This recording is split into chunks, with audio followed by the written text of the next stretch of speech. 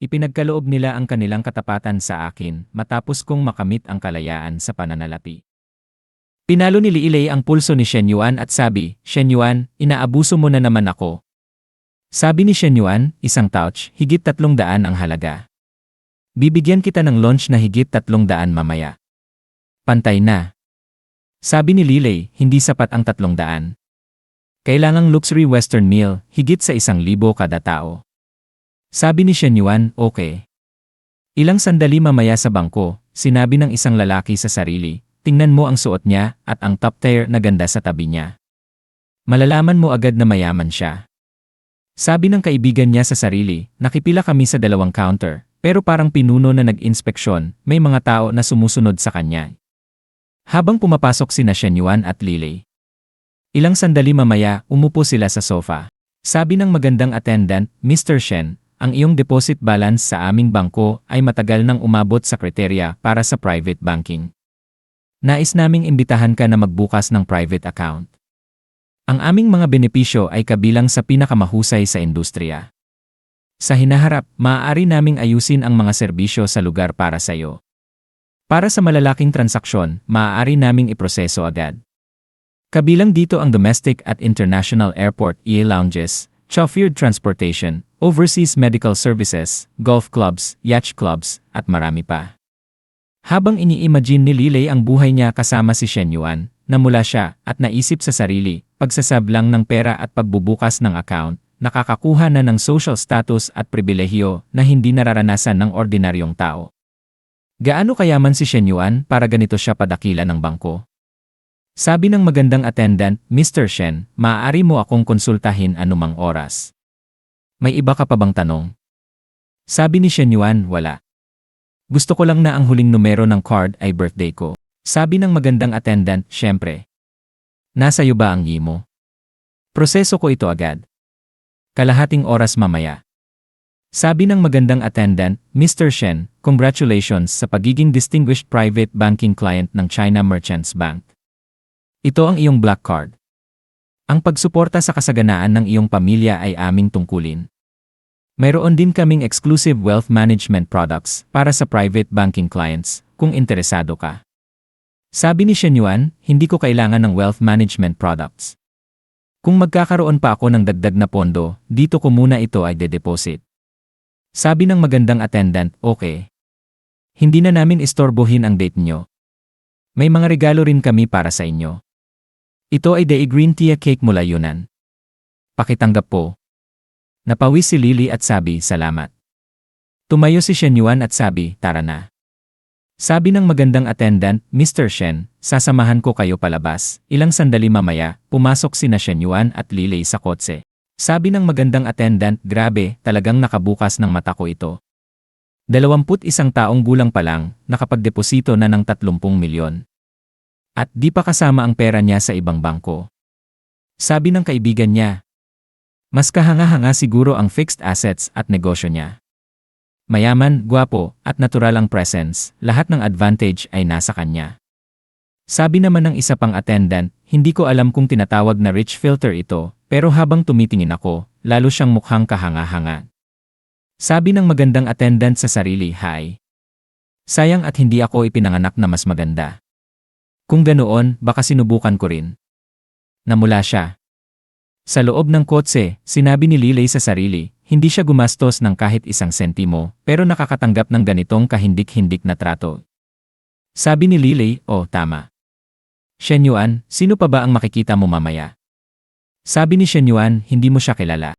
Sabi ni Lilei, "Katulad ba siya sa akin, kasama mo lang para sa errands at pagkatapos ay uwi o kayo ba?" Sabi ni Shen Yuan, "Kasama niya ako buong oras. Kasama na ngayong gabi."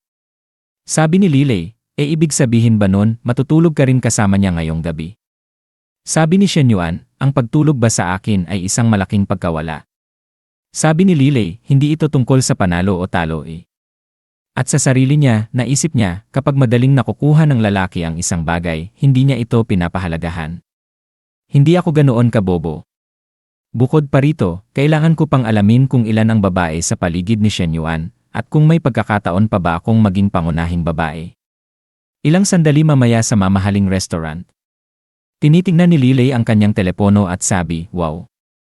Nakita ko lang ang restaurant na ito sa online videos. Umorder siya ng pancakes lang. Sabi ni Shen Yuan, ang pan-seared foie gras at pike with lobster sauce ang mga main dish. Kung hindi ka sanay, umorder din ako ng burgundy beef stew. Sabi ni Lilay, saan tayo pupunta pagkatapos kumain? Sabi ni Shen Yuan, babalik na lang tayo sa sariling bahay. Napawi si Lily at sabi, ha? Akala ko ngayong araw ay akin lang.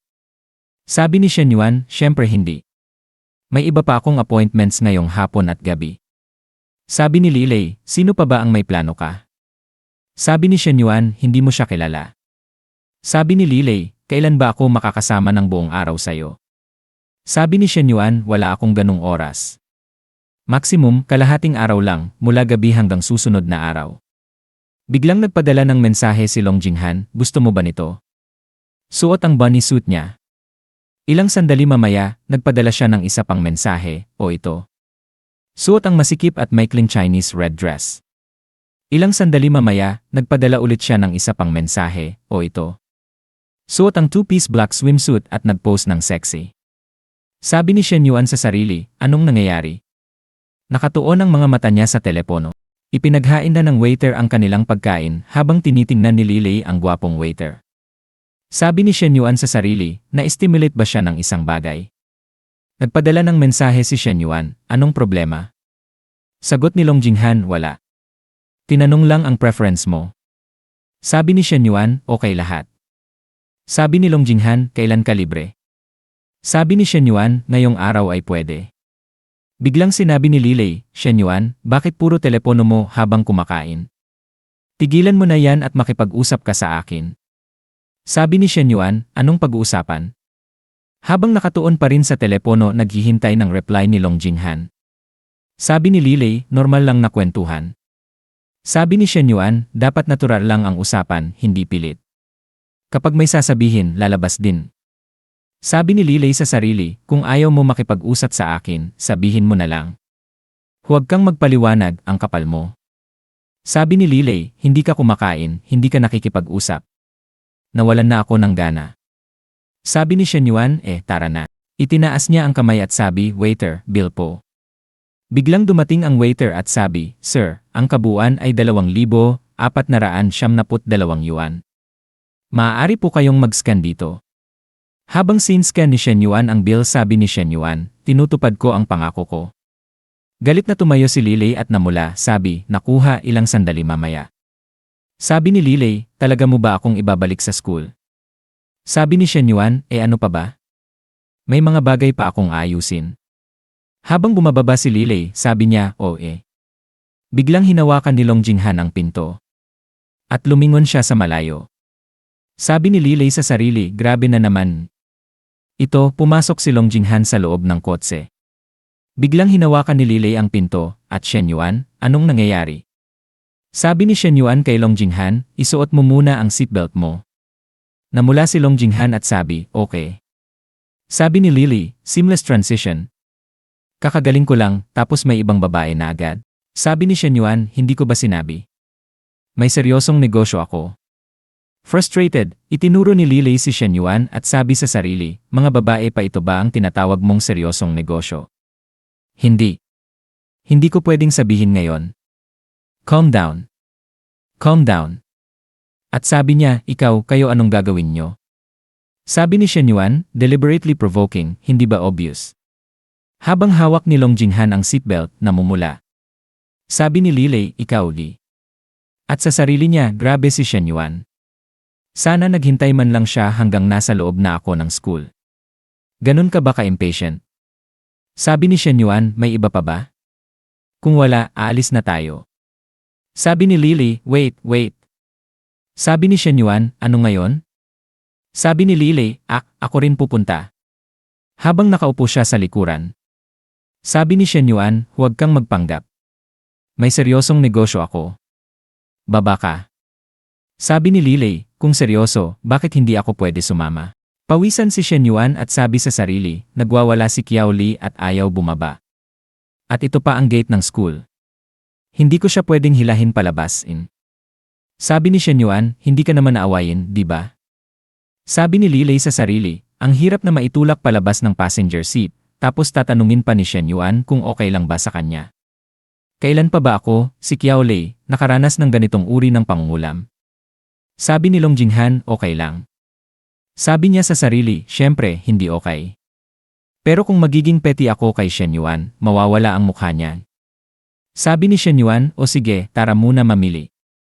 Sabi niya sa sarili, hindi masama na ilagay si Qiao Lei sa lugar niya. Ang pagsama niya hindi nakakaapekto sa kahit ano. Pagdating ng oras para kumuha ng room, ipaayos ko lang sa hotel ang sasakyan para isauli siya. Santron Mall. Sabi ni Long Jinghan, Shen Yuan, pwede ko bang hawakan ang braso mo? Habang iniiwasan siya ni Long Jinghan, napansin ni Shen Yuan at sabi, syempre. Sabi niya sa sarili, natural ba talagang mahiyain si Xiao Long o ganito lang sa paligid ko? Maingat siya sa lahat ng ginagawa niya. Mukhang kailangan ko talagang mag-ingat sa kanya. Namula si Lilei habang hinahawakan ang braso ni Shen Yuan. Sabi ni Lilei sa sarili, anong klaseng pwede ba kitang hawakan ang braso mo? Ang sweet-sweet na yan. At gusto pa ni Shen Yuan? Ako lang ba sobra dito, parang third wheel? Sabi ni Shen Yuan, ano nang ginagawa mo? Hawak na ni Lilei ang isa pang braso ni Shen Yuan. At sabi niya parang batang babae, gusto ko rin hawakan ang braso mo. Biglang instinctive ba? At sabi niya sa sarili, talaga bang pinapaligaya siya ni Shen Yuan? Umiti si Shen Yuan kay Long Jinghan at sabi, okay lang. Hawakan mo ng mahigpit. Ibinalik niya ang malambot na mga kamay niya. Namula si Long Jinghan at sabi, Shen Yuan. Sabi ni Lilei, bakit hindi mo ako hayaang hawakan ng mas mahigpit? Sabi ni Shen Yuan, gaano ka ba kalapit gusto maging? Tumingin si Shen Yuan sa itaas at sabi sa sarili, medyo malambot, pero kailangan pa rin nating magpakita ng pag-ingat. Sabi ni Shen Yuan, keep it low-key. Hindi mo ba nakikita kung gaano karaming tao sa mall? Sabi ni Lilei, hindi ko, hawakan ko ng mahigpit. Sabi ni Shen Yuan, kung ganito ka, hindi na kita pahahawakan ulit. Isang matabang lalaki na may salamin ang namula at sabi sa sarili, anong nangyayari rito? Isang lalaki na may biani ang sabi sa sarili, nagfi-film ba sila ng drama o ano? Sabi ng matabang lalaki sa sarili, sasabihin ko lang, mayaman siya, at marunong talaga siya mag-enjoy. Isang lalaki naman ang pawis at sabi sa sarili, alam ko lahat ng magagandang babae ay nasa isang lugar. Ayan pala, lahat sila ay kinuha na ng kalokohan na to. Habang naglalakad si Shen Yuan kasama si Lilei at Long Jinghan, hawak ang kanilang mga braso. Sabi ng isa sa sarili, paano pumayag ang dalawang babae? Tatlong tao sa totoong buhay.